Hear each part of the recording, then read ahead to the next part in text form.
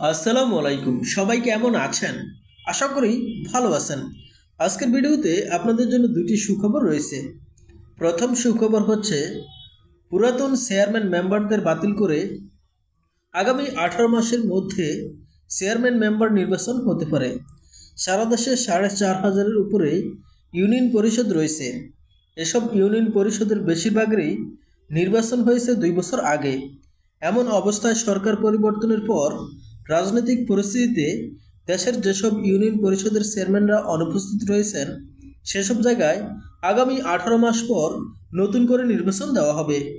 দ্বিতীয় সুখবর হচ্ছে অন্তর্বর্তী সরকারকে তাদের প্রধান সংস্কারসমূহ সম্পন্ন করতে সেনাবাহিনী সহায়তা করবে, যাতে আগামী 18 মাসের মধ্যে নির্বাচন অনুষ্ঠিত হতে পারে।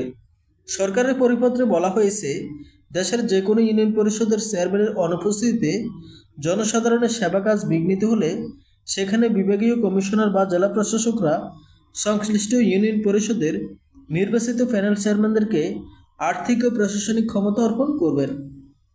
তবে নতুন সরকার মনে করে সংস্কারের কাজ শেষ করে চেয়ারম্যান মেম্বার নির্বাচনের আয়োজন করবেন।